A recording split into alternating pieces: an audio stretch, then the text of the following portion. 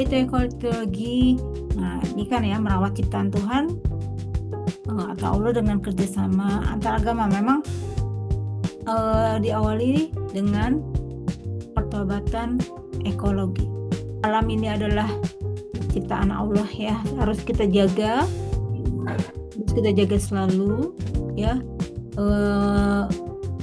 Kita harus selalu menjaganya, merawat ya, menjaga satwa dan lingkungan.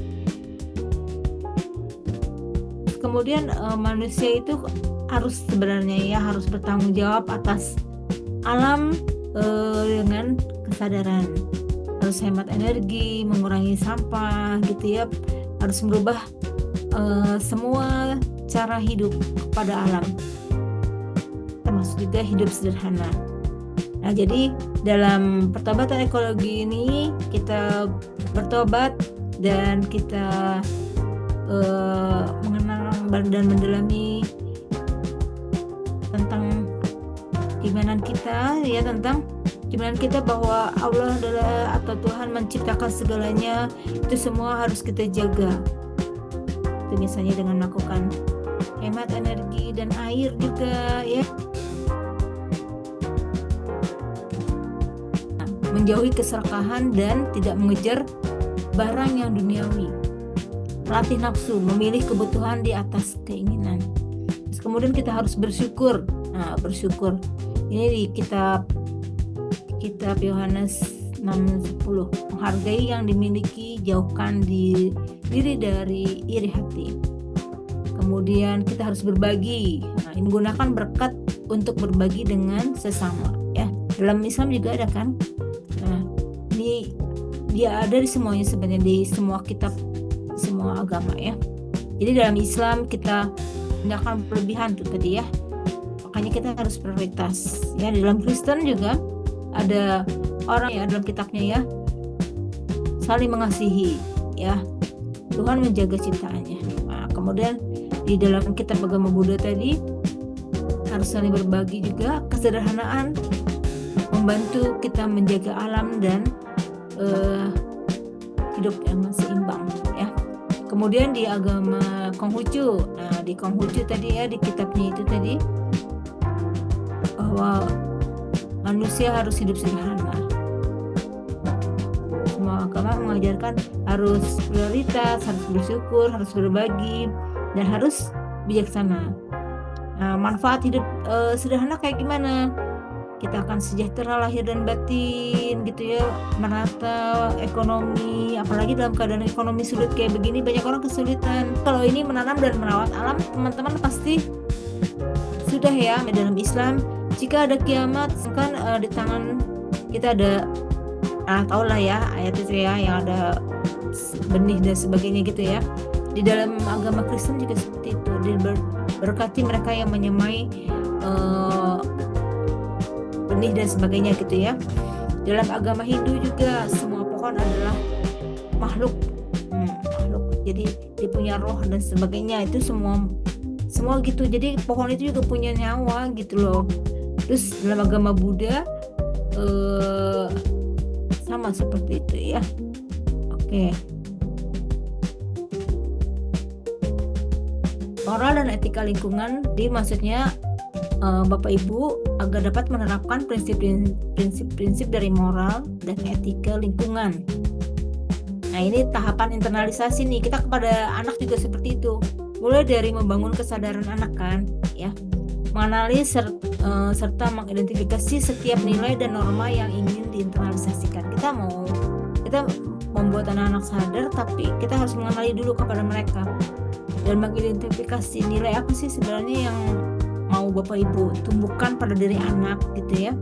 Kemudian penerimaan, setelah mereka sadar, mereka menerima gitu kan, menerima serta mengakui secara terbuka nilai atau norma yang tadi itu ya, cinta alam dan sebagainya gitu.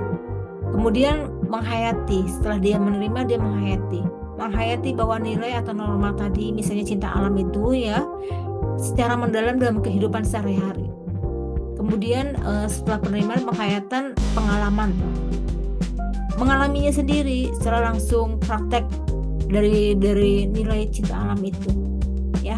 kemudian mengintegrasikan. Nah, setelah kita harapkan sih seperti ini sampai ke sini, mengintegrasikan seluruh nilai yang kita tanamkan kepada diri siswa itu ya. Kemudian dapat mengimplementasikan, menerapkan nilai-nilai atau norma yang telah diinternalisasi itu tadi ya.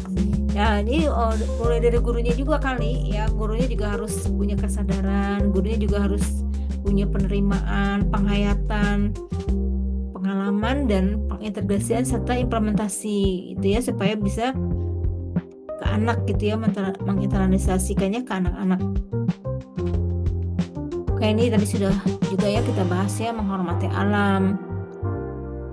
Ini dari agama Islam, Tuhan menciptakan segala sesuatu dengan ukuran. Dari agama Hindu, yang esa, berdiam dalam segala sesuatu yang bergerak dan yang tidak bergerak. Pokoknya intinya adalah kita menghormati alam. Kita harus bertanggung jawab juga kepada alam. Kemudian kasih sayang, kepedulian kepada alam. Kita harus melindungi. Tindakan nyatanya sudah banyak. Harus peduli. Nah, Bapak Ibu juga sudah tahu ya. Oke.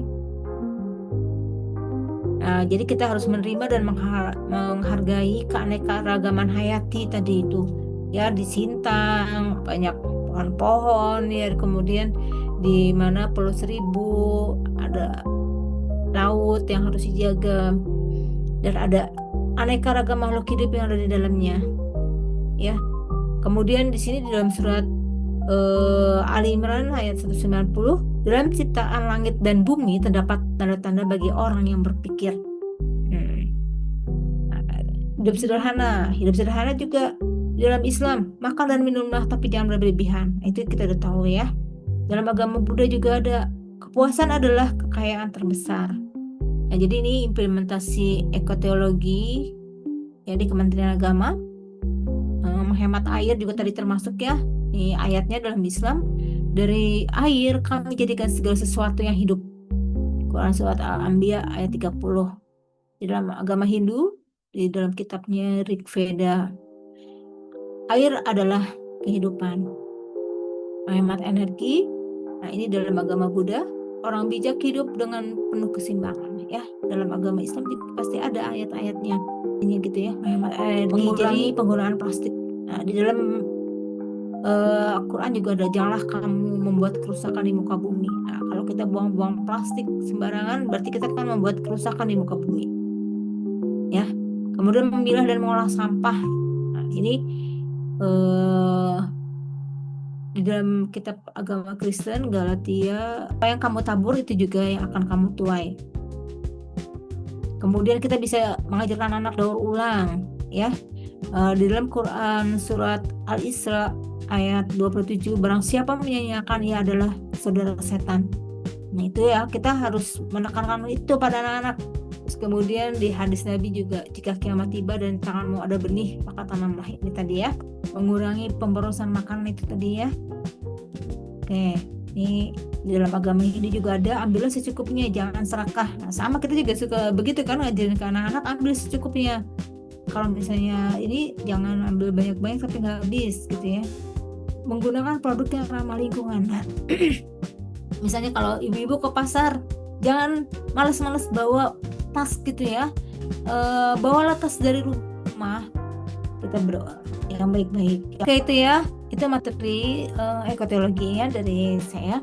Nanti teman-teman lanjutkan membuat video ini Zoom kita yang terakhir. Jadi teman-teman,